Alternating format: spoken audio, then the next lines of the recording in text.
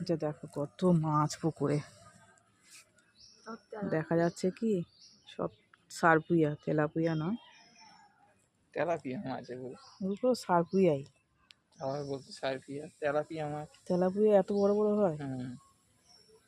কি জানি। দেখো কি বড় বড় মাছ।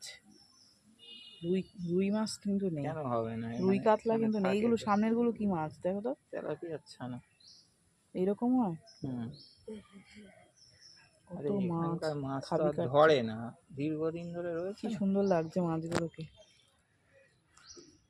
দেখো বন্ধুরা মাছ, আর আমার ছেলেটা দেখো মাছ দেখার জন্য কেমন করে বসেছে।